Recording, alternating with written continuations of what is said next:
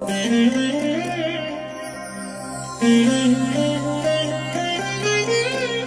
దినం పరము నుండి దిగివచ్చు మాట. ఇది నీ జీవితానికి వెలుగుల బాట. నీ ఒడిలో ఉంచబడిన దీవెనల మూట, అద్భుతాల ఆనంద ఊట. ఏప్రిల్ 1 సంవత్సరమంతా మీరు బైబిల్ చదివి ముగించడానికి ఈరోజు మీరు చదవవలసిన లేఖన భాగం ఉదయం న్యాయాధిపతులు 13, 14 మరియు 15 అధ్యాయములు. సాయంత్రం లూకా సువార్త 6వ అధ్యాయము 27 నుండి 49వ వచనం వరకు. ప్రియమైన దేవుని బిడ్డలారా, ఈ ఉదయకాల సమయంలో ప్రభు కృప మీకు తోడై ఉండునుగాక. ఈరోజు ప్రభువారు మనల్ని ఒక క్రొత్త నెలలోకి తీసుకుని వచ్చాడు. గడిచిన నెలంతా కూడా ఆయన మీకు తోడయుండి మీకు సహాయం చేసి మీ ఇరుకులలో నుండి ఆయన మిమ్మల్ని విడిపించి ఆయన మీ బలహీనతల్లో నుండి మిమ్మలను ఉత్సాహభరితమైన కృపలోనికి నడిపించి ఈ దినమున మీరు ఉన్నట్లుగా ఆయన ఆశీర్వదించారు. అట్టి ప్రభువుకు మహిమ ఘనత ప్రభావాలు చెల్లునుగాక. ఈ ఏప్రిల్ మాసమంతా కూడా మీరు కృపాక్షేమములతో వర్ధిల్లి మీరు కోరిన రేవుకు చేర్చబడి విజయవంతమైనటువంటి ఆశీర్వాదాన్ని మీరు సొంతం చేసుకోవాలని దేవుని ఎదుట మీ కొరకు ప్రార్థన చేస్తున్నాను. మీకు ఈ మాసమంతయు క్షేమము కలుగునుగాక. ప్రియమైన దేవుని బిడ్డలారా, ఈ ఉదయకాల సమయంలో ప్రభువారు మనకు ఏర్పరిచిన వాక్య భాగాన్ని చదువుకుందాం. యోహాను సువార్త 5వ అధ్యాయము 5, 6 వచనాలు. అక్కడ 38 ఏండ్ల నుండి వ్యాధిగల యొక్క మనుషుడుండెను. యేసు వాడు పడినట చూచి వాడప్పటికి బహుకాలము నుండి ఆ స్థితిలో ఉన్నాడని ఎరిగి స్వస్థపడగోరుచున్నావా అని వాణ్ణి అడిగెను. ప్రియమైన దేవుని బిడ్డలారా, యెరూషలేములో గొర్రెల ద్వారం దగ్గర బేతస్తా అనే పేరు కలిగిన ఒక కోనేరు ఉన్నది. ఆ కోనేటి పక్కన 5 మంటపాలున్నాయి. ఆ మంటపాలలో విస్తారమైనటువంటి రోగులు, కుంటివారు, ఓచకాలు చేతులు కలిగిన వాళ్ళు, గూనివారు, గ్రుడ్డివారు, అంగహీనులు, రకరకాల వ్యాధిగ్రస్తులు ఆ మంటపాలలో దినాల తరబడి వారు ఎదురు చూస్తున్నారు.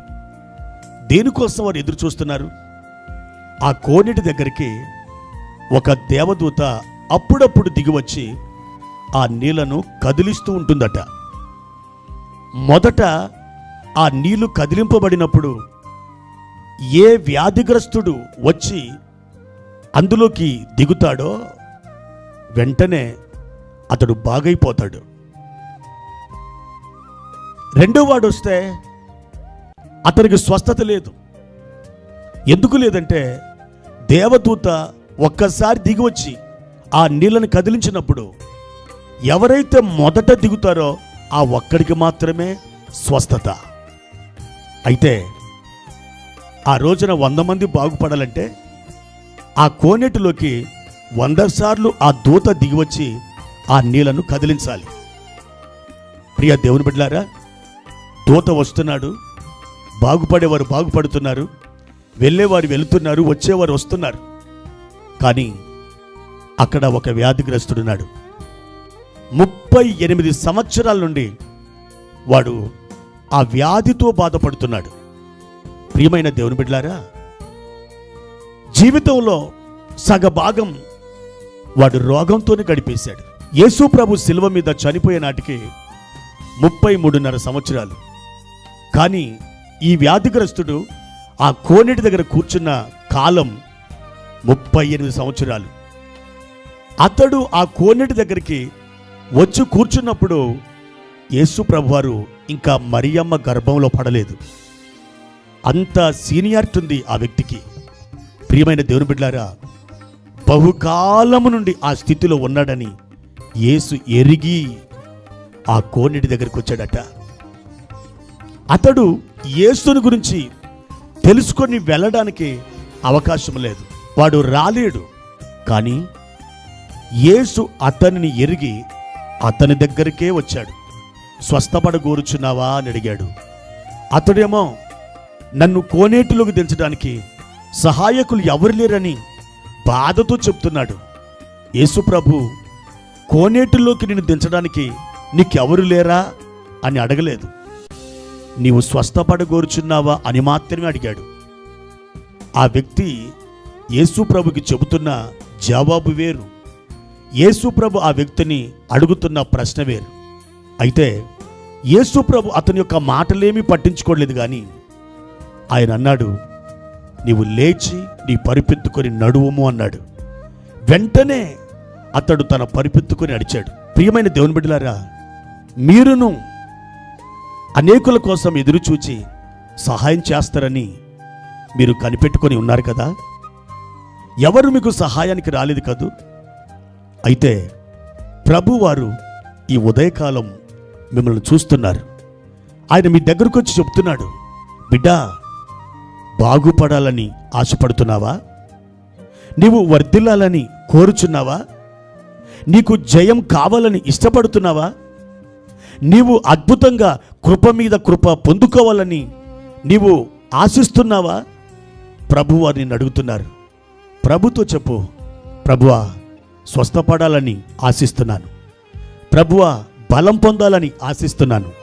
ప్రభువా, ఒక నూతన కార్యం నేను అనుభవించాలని, నా కుటుంబం సంతోషించాలని నేను కోరుచున్నాను అని ఆయనతో చెప్పు. తప్పకుండా ఈరోజు నీ కొరకు ఒక మహిమగల కార్యం పరలోకములో దేవుడు ప్రారంభించబోతున్నాడు.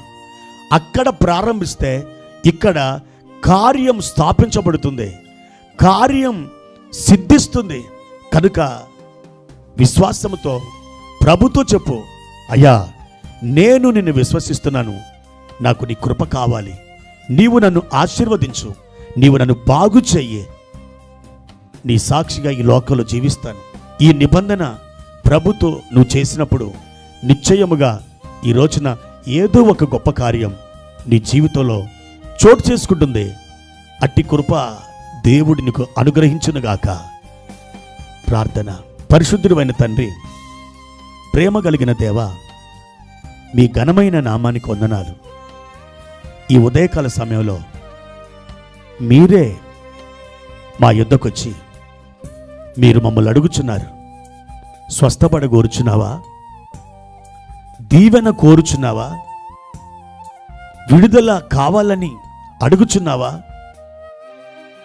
నీవు ఆశీర్వదించబడాలని ఇష్టపడుచున్నావా? అవును, ఇట్టి మీ యొక్క స్వరాన్ని విని ప్రభు మీరు మాకు అది దయచేయాలని మేము ఆశించి మీ సన్నిధిలో ప్రార్థిస్తున్నాం.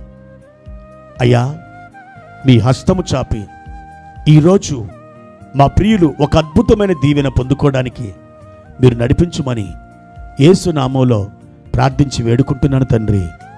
ఆమెన్.